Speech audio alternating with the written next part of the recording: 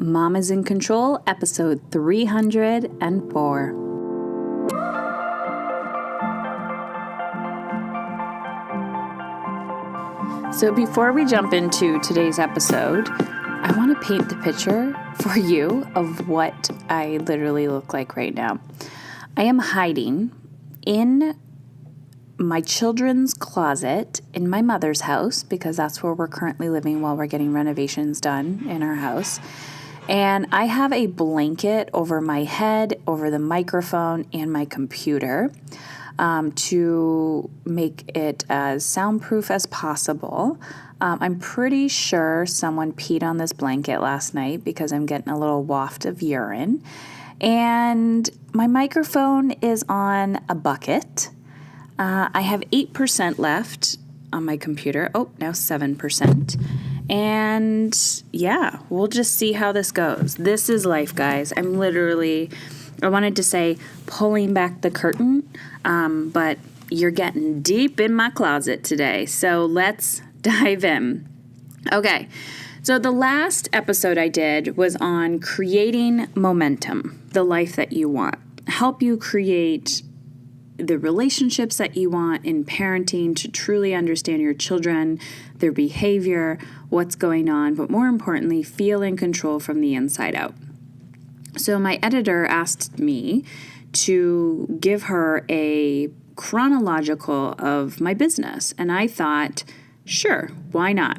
I will write it out and reflect on, where my business has taken me and just the evolution of my message. And I thought, I'm not just going to send this information to her. I'm going to do it as a podcast because I think it's really important.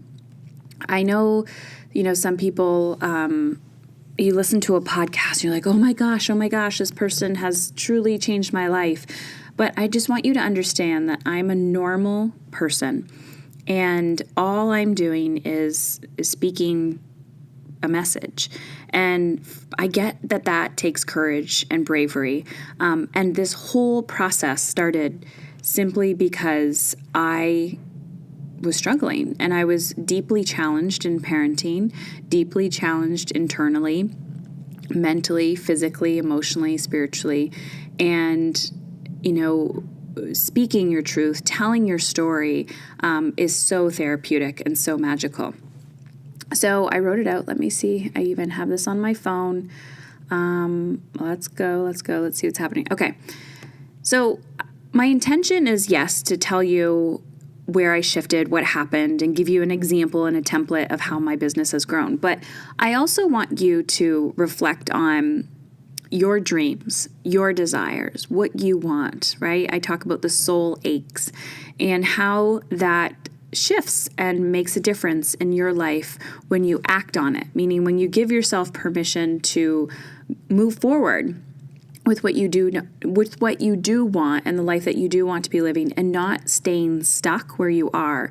And I mean, your life could be great. Some women I talk to, they're like, Heather, my life is great. Like, I'm not in a pickle. I haven't had, severe trauma or awful things happen to me. I have, I've checked all those boxes.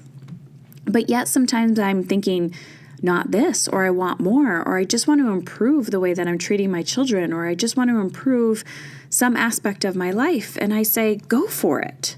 Go for it. Don't ever discount what your soul is craving. Do not ever discount what your soul wants just because you're looking around going, well, my situation isn't as bad as, Susie down the street, or, I'm not homeless, so I shouldn't complain, or we can put food on the table and we go on vacation and we do all these things. Realize that is okay. It is important for you to dream for change because this is how we literally change the world and we have a ripple effect. So don't give up on your desires. So when I started this whole process, I finished school as a social worker. I was a registered social worker at this time, and I was working in a government job, working part-time actually. And I decided, I didn't want to work full-time because I wanted to be at home with the kids and as much as possible. And I just knew that if I was working full time, I was going to burn myself out because of the type of job that I had.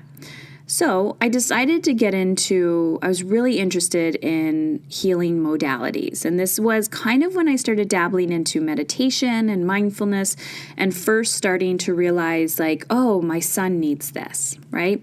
So that's how Teach Your Kid to Meditate was born, but I'll talk about the chronological of that in a second.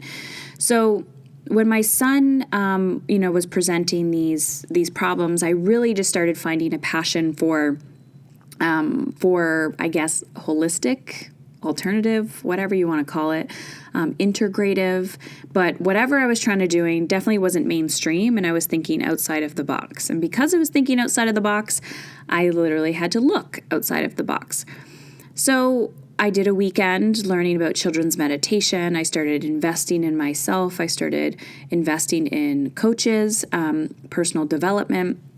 But before that, I took a Reiki course, and Reiki is energy healing. I absolutely love it. I became a certified Reiki teacher, and I started doing sessions at home.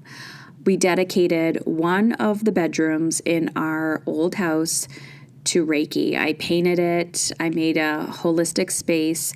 I got a massage table, and I started charging people, I believe. Okay, this is the kicker, guys. I was charging people $40 for like an hour-long session. And I loved this. I loved the silence. I loved the space. I loved the healing work that I was doing with people. And of course, they wanted to talk to me after. And so an hour session, turned into 2 hours.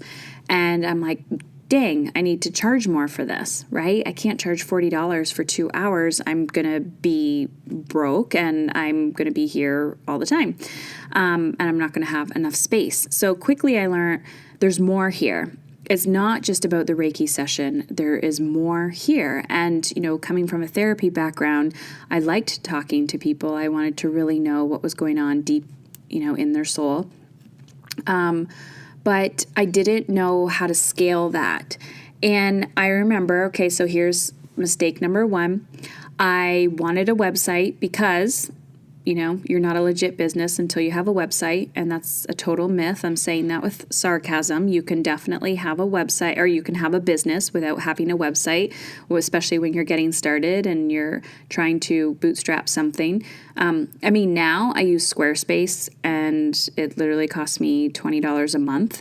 And I've had so many colleagues say they've spent like thousands and thousands of dollars on a website and branding only to start their business and completely change it. So, yeah, I spent $3,000 on a website because I went with the first local person that would talk to me about creating a website. They're like, we'll charge you $3,000. And so, ching, ching, put that on my credit card. And I'm like, wow, think about how many Reiki sessions I have to do just to pay for this website. So then I started doing, local workshops here or there, and I started teaching meditation at a local yoga studio. And I would ask, I'm like, hey, computer guy, how do I add this event to my website? He's like, I'm going to charge you $60. I'm like, you're going to charge me $60 to add an event to my website? And he's like, yeah. I'm like, well, I'm going to make $60 for this event. So it's actually going to cost me, I'm not going to make anything just by advertising this. Well, why don't I just put it on Facebook then for free? So very quickly, I realized how people scam you, especially in the online tech world, especially in the website world, where it's not all about the bells and whistles. It's about you. People are buying you. They're not buying, how pretty your website is. So I scrapped that very quickly and was like, well, this sucks. I just wasted $3,000. So in hindsight, starting my business, I would have rather invested that in myself, hiring a coach to help me become a better version of me, someone who could guide me through the process, because I was not a business person at all. I didn't know about taxes. I didn't know about, I knew nothing. All I knew is I just wanted to help people. So I started. So then I started slowly teaching mindfulness and meditation to children. I invited my son's friends over and said, hey, do you want to learn about meditation and mindfulness? And they would sit in my living room, and the parents would happily bring them over and be like, yes, Heather, please, please fix these kids. So I was doing these strategies with the kids, and the parents looked at me like, I don't have the confidence to do this, right? So I remember one parent brought her son over during lunchtime, and I'm like, what the heck am I supposed to do with this kid? So I took him in, my little Reiki room, and we were just talking about energy and crystals, and just, we did a little mindfulness exercise, and she's waiting in my living room. And then after, she's like, okay, great. And I remember looking at her thinking, this woman is overwhelmed. This woman is at her wit's ends, and she just, she loves her children deeply, but her child, he was kicking, he was screaming, he was punching. And she didn't know how to help him, feel in control of his energy. And I could see the helplessness that she had. But at this point, I'm just like, well, I'm doing what I can, which is helping the child. But I could start to see this disconnect between the child and the parent, and how she felt helpless. And it wasn't about, okay, you bring your child to this quote unquote therapy session or this session, and then you leave and you're like, well, how did that help me, right? What do I do now when my child is having a tantrum at home? So I started noticing this shift and stopped allowing people to do that, stopped allowing people to come into my home to just drop off their child and say, here, fix my kid and, help me. So they were presenting me with a symptom, and I needed to really own that and take charge of that. But I didn't know how to do that at the time, right? To say, well, this is the symptom, this is what I'm suggesting or how we work together. I just did what I knew, which was help the child and say a little prayer for the parent and say, good luck, and just let them go. And that was how Teach Your Kids to Meditate was born, the actual program. This is when I started really investing in online coaching and really starting to dabble into online business. When I created that program the first time, I did not sell one of them. It was a great program. I knew how to record audio. I knew how to, structure the website and all of that fun stuff.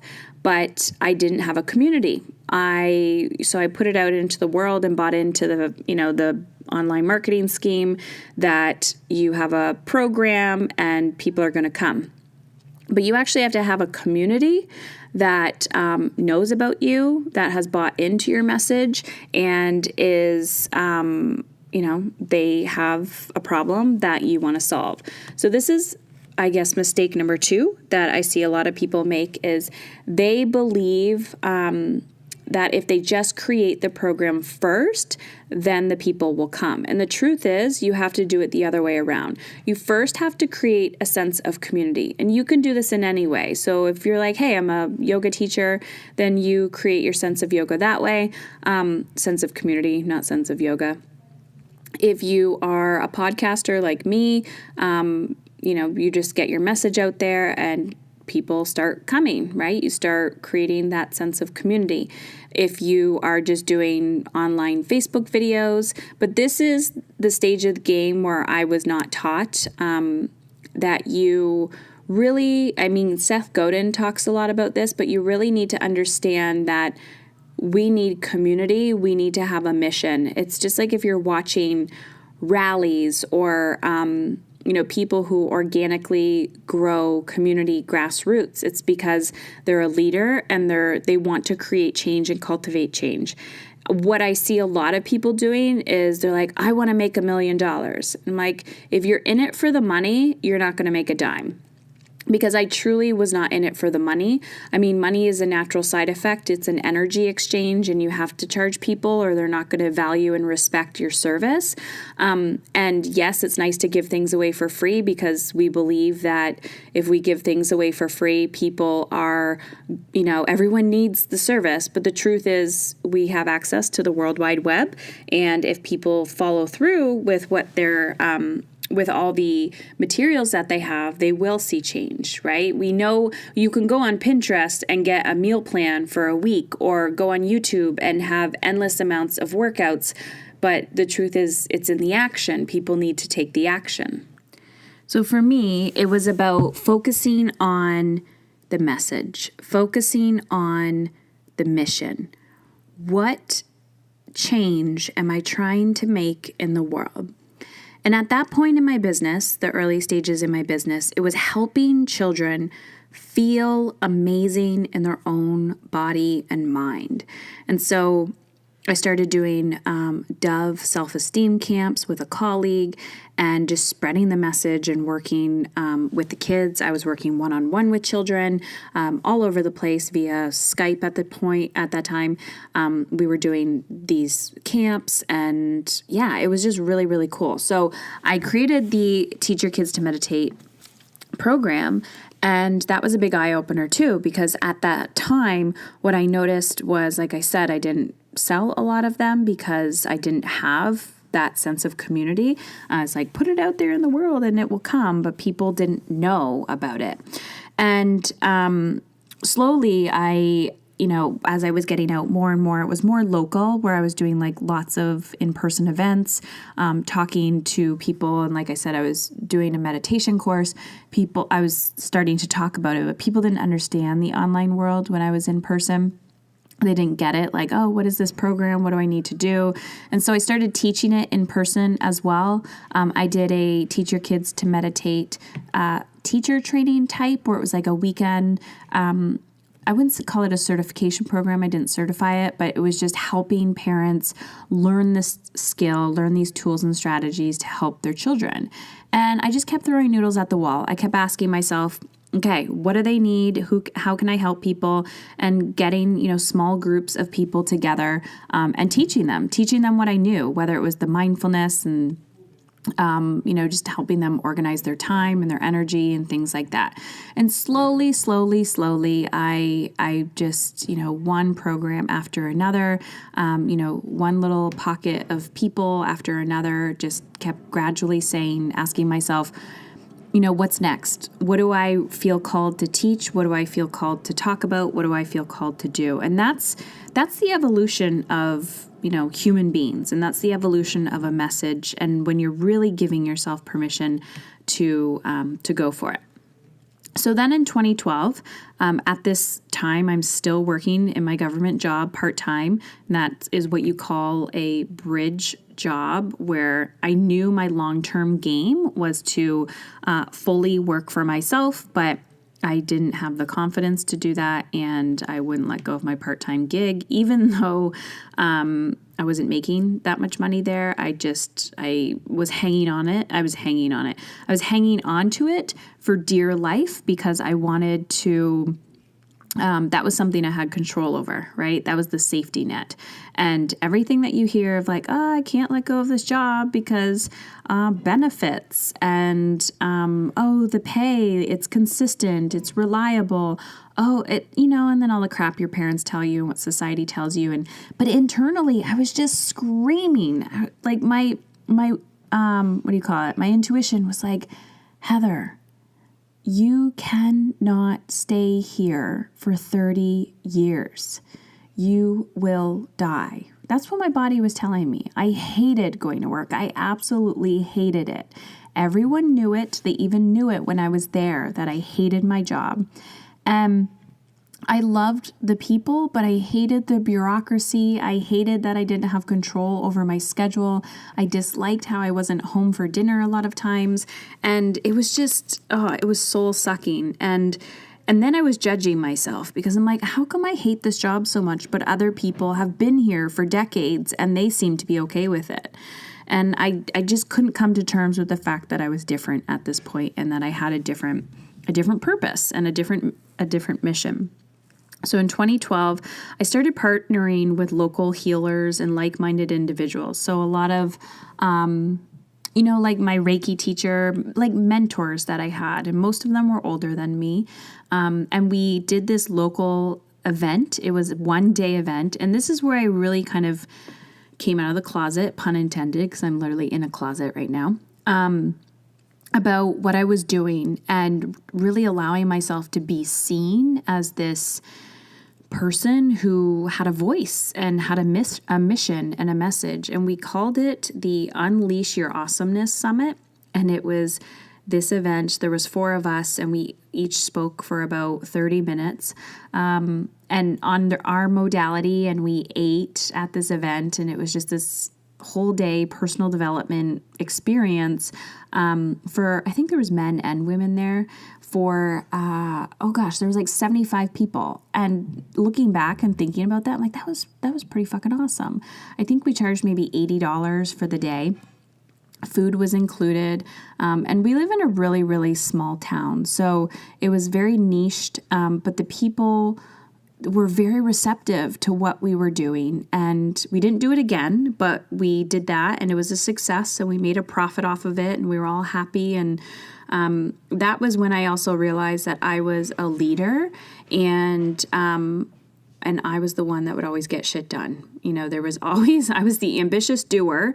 And just because everybody wanted to do something doesn't mean everyone was going to do the work. So that was my first taste into partnership, and how not every, even though people want to partner with you, and they're like, oh yeah, we could do this together, it'll be awesome.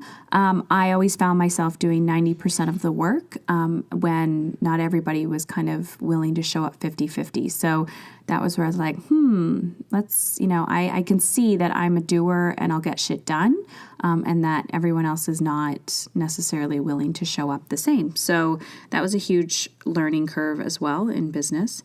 And then after that, I started coaching people, coaching a few people here and there, one-on-one, really starting to brand myself as a coach and not as a therapist, and learning and experiencing like, what's my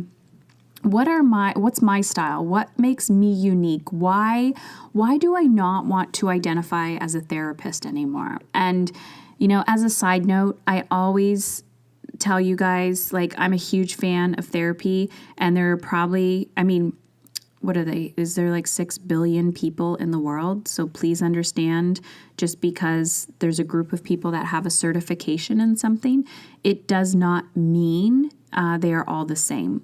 We are all unique individuals, and so is our work.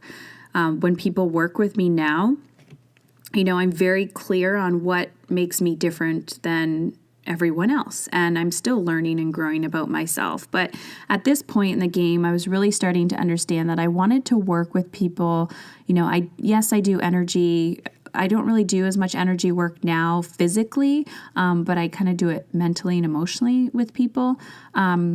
But I was starting to realize that I wanted to help people focus on the future and not the past, because your past will always come up to bite you in the butt when you're trying to move forward. Example, you say to me, I want to get out of debt, or I want to, take my business to the next level. I want to feel completely energized in the morning. I want to create connection with my children. I want to feel fully alive. I want to feel good in my body. I want to feel good in my clothes.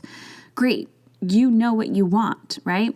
So then as we start to create the plan and the action to get there, your shit from the past is going to pop up and block you. And then that's when we can deal with it. So I started at this point to differentiate myself and go, why are we digging in the past? Like, that actually doesn't help people move into the future. So shifting my energy and attention to, what do you want? What do you want in your parenting? How do you want that to look like? What do you want in, when you wake up in the morning? How do you want to feel? And when you fall asleep at night, like, what parts don't you like? And what's the opposite of that? And so that's what I started doing at that point in my business. And my business slowly increased, and I slowly started working with people one-on-one.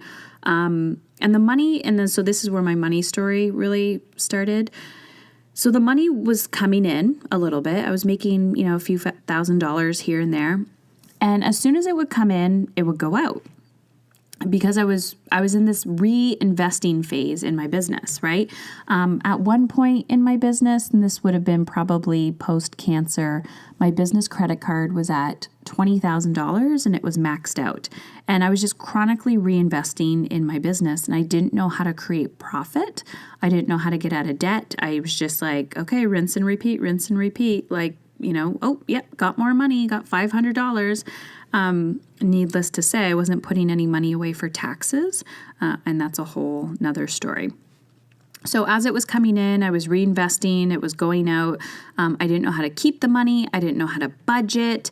I didn't know anything about money. I was just like, I got it. This is scary. I don't know what to do with it. But I just kept moving along and trucking along. And then I had Felix, my he's now 6. That was fun. That was exciting. It's always exciting to have another baby and go, what the fuck am I doing? And oh my gosh, like he was such an easy baby. And I was still working at that point because money was not sustainable. We didn't have, a big chunk of savings. I didn't prep for maternity. You don't get maternity leave, by the way, when you're self-employed. And everyone thinks being a Canadian is awesome, but not when you're a business owner when it comes to maternity. And at this point in my job, I was still kind of working my government gig. I couldn't qualify for maternity because I didn't have enough hours at my job. So I did have a choice at that point. It was like work harder, quote unquote harder, work longer in my government job to get the hours, or like stop. And I knew I was going to have to work overtime, like a ridiculous amount of time, to qualify for a few $100s a month from the government. And I thought, well, Heather, if you're going to work that hard, quote unquote hard, you guys hopefully know by now I don't like that word hard.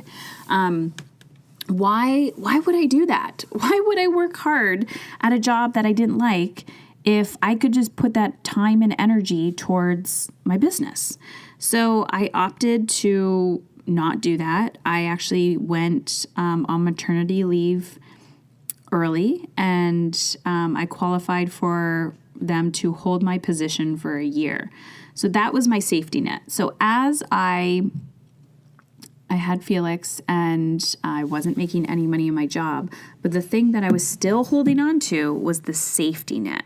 And so the safety net was the potential that if I decide to come back, I could. So I told myself, Heather, you have 1 year to get your shit together. Are you starting a business or are you not? So by the time that you return back to your job after, your year of mat leave, which I guess is the benefit, we do have, legally they have to hold our spot for a year, and I think it's longer now. I think it's like up to 18 months or something. So you legally have to make a decision. You either quit your job when you go back or you, whatever, suck it up. So I decided, okay, if I go back to this job, I have to pick a full-time position and be all in for the next 30 years of my life. Like, this is my career. I'm going to choose it, and I got to be all in. So I was taking ownership for my actions. So I decided to go for it. I hired a coach, and she was a business coach who is coincidentally in alignment with what I teach now, which is, she was huge on the self-care stuff. She was huge on, taking care of yourself. She was not a mother at the time. There was not a lot of business strategy. It was more about the lifestyle piece. And so, but it was great to have the sense of community, and it really, really helped me, be in alignment with like-minded people who were doing the same thing. And there's just priceless, you cannot even put a price tag on that, being in alignment with other people. So that's when I started to go on retreats, and I literally did not have money in the bank to pay for this. So ching, credit card. And after I was completed that program, I told this woman, if I knew how I was going to feel after investing after investing with you, I would have remortgaged my home to make this happen. Because she literally gave me my life back. She gave me breath back, and I didn't even know I wasn't breathing. That's how crazy I felt. So then I started to keep. I kept investing in myself, and if I felt like I needed more help and support, I would hire additional coaches. And again, whatever money was coming into my business was going out, but I didn't care because I felt like I needed a lifeline. And so when Felix was about a year, I do not recall, I think I already quit my job, and because I did go on mat leave early. So probably a few months before, I said, hey, work, nope, I'm not coming back. I'm going all in with my business. It was a terrifying decision to make, and I wasn't profitable at this point because I didn't even know what the heck that meant.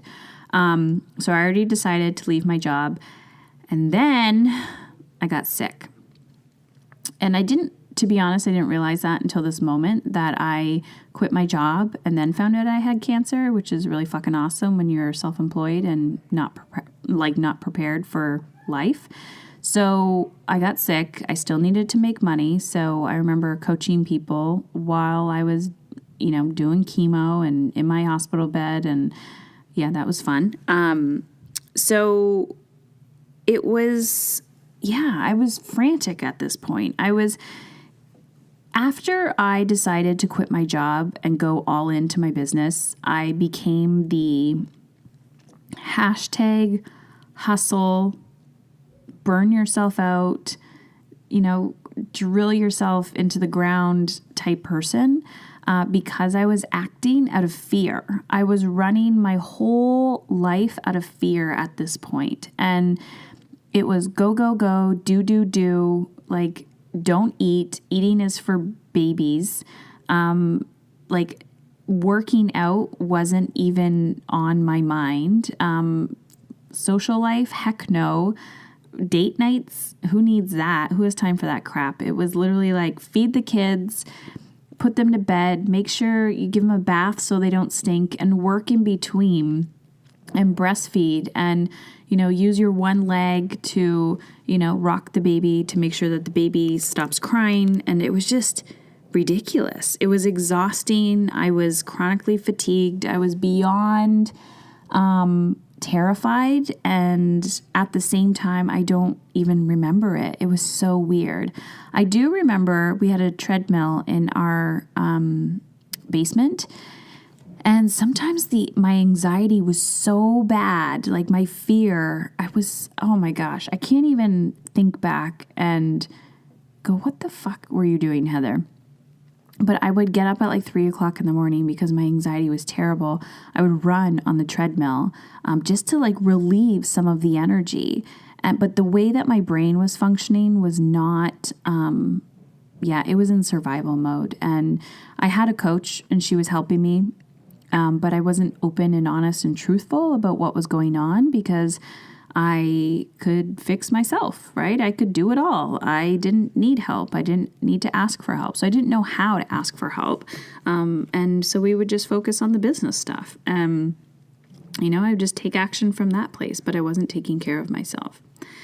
So then I get sick and go to the hospital and say, hey, my abdomen has been really swollen for a while now, and it just keeps getting bigger and bigger.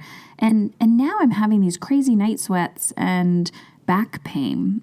And they're like, well, honey, first of all, they thought I was pregnant because my abdomen was so swollen. And they're like, you have to go upstairs for triage where, all the little babies are born. And I was like, but that's the problem. I'm not pregnant. So after a CT and blood work, they told me I had cancer. And this is where the slate was wiped clean. This is where the universe got me to stop, slow down, and to take inventory of my life. I didn't care how much money was in my bank. I didn't care about anything. At that point, everything that I had been resisting in my life was brought to the surface. And it was intense. It was vigorous. It was painful. It was awful. Things that I didn't even know that I was resisting. Just imagine, every wound that you have being brought to the surface in a short amount of time. So everything stopped. My slate was wiped clean. I had to learn how to really show up in my life in all aspects. I remember believing, and a lot of women have this belief, and I'm totally here to help people change this, that, their husband is the money person and they don't need to know about the money. That really changes when you get sick and you realize that your spouse isn't as good with money as you thought they were. And if they were, they would have communicated that to you. People don't change unless they have to, right? You don't change unless your pain is really bad. And I realized that if I wanted to heal my body and I wanted to restore my health, I had to start investing in it. I literally had to start investing in myself, which is something I never did besides coaching. But, coaching was easy to tell myself, oh, I'm going to hire a business coach and they're going to make me more money. And meanwhile, I wasn't making money, and, the coach wasn't diligent about that. And they just, were like, oh, here's my system, here's my process, follow through with my process. So I really, it was like a game changer. I feel like everything was stripped away from me and I had a blank slate, and I could really, really start practicing what I wanted to preach. And I started giving myself permission to go for it. So I learned how to budget.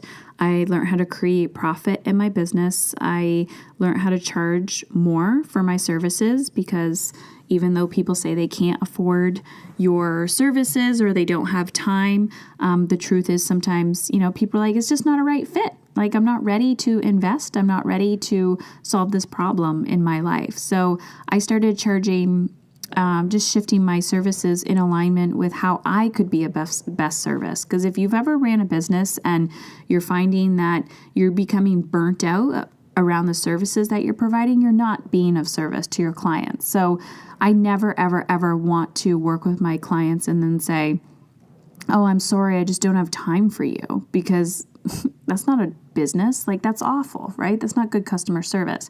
So even though I wasn't working with a lot of people, because I've always valued the quality of service that I provided, I did find myself feeling like I couldn't take on more people because I didn't have the energetic capacity for them. And then therefore I couldn't make more money, right? I was kind of put backed into a corner. So I rearranged my business model, and I actually shifted my message and said, you know what? I'm going to start working with people that I really want to work with. And that was with women, helping them feel in alignment in their lives. Women who knew that, their child's behavior was a side effect of a deeper rooted problem, rather than just working with people who were, focused on the child. So it changed the message a little bit. It was, I still love working with people, helping them understand their children's behavior, but now these people are more open to saying, I may be part of the problem, right? There's something deeper going on here. All right, I just had to stop the audio for a second because I got interfered by the 6-year-old, and he gave me shit for being under his favorite blanket. So let's reconvene. So at this point, I had to really step up and say, Heather, are you going to live your best life or not, right? You need to be courageous. You need to do the uncomfortable. You need to run towards the fear, and you need to give yourself permission to be successful. So that was almost 5 years ago. Still then, I absolutely love working with women. And what I'm finding, this was another area, is that people were starting to ask me about business. And I thought, I do not want to move away from helping children feel amazing in their own body and mind. But I realized that helping women with their business, right, feeling in alignment, creating a business that's in alignment, their time, their energy, their money was part of the deeper rooted problem. So if you feel in alignment with your life, you're not confused, you're not depleted, you can be of better service to your children. You can be more present with your children. So I started attracting more women who were like, I want more. I want more out of life. I don't know what that is. I don't know if, I need to start something. I don't know if I just need to take what I already have and run with it. But like, how can I feel really, really, really, really good in the work that I'm doing and really successful as a mother? So that's how Soul Elite was born. And those are a lot of the women that I work with in business. And then Mastery was born out of this as well, which is the foundational work of helping you feel in alignment. And that you don't need to be in business for Mastery. That's all about helping you create the foundation of what does my whole life look like, and then the action and accountability to making that happen. So I started realizing that it's okay to have different services for different people and where they're at. And then, it's all about helping you look at your life symptoms, helping you look at your child's behavior, how you want to feel in your health, and seeing the whole and working at the root cause. And last year I did my TEDx talk, which was called Dying to Be a Good Mother. And I remember when I was accepted to speak, and I was like, shit, what am I going to say? Realizing, what is my message? What do I want the world to know? And it was that we do not need to kill ourselves. And I mean that literally, metaphorically. We do not need to neglect ourselves on a physical, emotional, spiritual level to be a good mother. That this is, I do realize that I am swimming upstream to a cultural current that exhaustion is a gold star and you're a super mom if you can do it all. But that's not what this is about. And I'm just here evolving and growing with you ladies, learning more about like, who do I want to be in the world and how do I want to show up? And this is a constant evolution. How do I want to, structure my business? How do I want to feel in my life? If you've ever heard me talk about my little sustainable ambition model, that triangle where the bottom layer is about survival mode, and then the next one is momentum, and then the next level is thrival, and then abundance. We're constantly evolving. We're constantly asking ourselves, who do I want to be? What's the next thing? And I always say, follow the breadcrumbs. Follow what your soul is craving. Give yourself permission to want what you want, because, you might feel like you're in survival mode right now in some areas of your life. You might feel like you're in momentum. You might feel like you're in a thrival state, and you're just asking yourself, how do I get to the next level? And you have to ask yourself, how did I get here? What specific actions have I taken to get me from this point, from point A to point B? And then you go from B to C and C to D, and you just keep climbing up through the whole alphabet. And then when you get to Z, you're like, oh my gosh, there's more, right? There's more. And then you start creating your whole, like a whole nother language and a whole other alphabet. And that's what I'm doing in my life. I just chronically show up for myself every single day. I show up for my desires, whether that's, asking myself, what do I want 2019 to look like? And a side effect of that is I'm more loving to my children. Just this morning, my son made a comment, and it was kind of a rude comment, and I didn't react, and I actually just let it go. It rolled off my back, and I said, I love you, buddy, and that was it. The old Heather would have, said, what did you say to me? And I would have been so triggered. And because I've learned how to do the work and, practicing what I preach and teaching other women to do the same, it's so freaking beautiful to see the evolution. And I don't know why it took me getting really, really sick to figuring out that, being counterintuitive in your life, meaning doing the things that you were taught, doing the opposite of what you were taught to do is the greatest gift you can give to your children. So my biggest why used to be, I never want my children to feel the way that I did as a child. I never want my children to feel neglected emotionally. I never want my children to feel like they are a prisoner of their own mind and their own body and their own energy. I never wanted my children to feel stupid or weird because they, didn't have a lot of money growing up. And to be honest, all of that was I needed to figure out how to change those things within myself. So now that when my kids say to me, Mom, can you buy me this? And I go, no, honey, why do you need that? And they're like, but so-and-so has it. And I'm like, but guess what? Just because we can buy something doesn't mean we have to. So rather than buying things for my kids because I feel like I'm not enough or I'm neglecting them or, you're not a good mother if you don't do X, Y, Z, it's so freeing to be on the other side emotionally. So I share this journey with you, one, because I was asked to do it for my book research, but two, I just thought, okay, if I'm going to be sharing this and we're doing this for research, I wanted to share my journey with you, my business journey, to show you that, if you feel called to start something or a movement, don't look at my, where I am today and say, I want to be Heather Chauvin and I want to do exactly what she's doing today. Realize that this whole journey started for me like 8-9 years ago. So almost a decade. And even before that, that's when I took action. But even before that, I really started looking into this, like I said, when my son was, it's been about 10 years. So think about, what I've created in a decade, you can't create overnight. And even though you probably downloaded an ebook from someone that says, 6 simple steps to creating $1 million business, you have to realize there's a lot that goes into it, and I wouldn't be where I am today without taking daily action.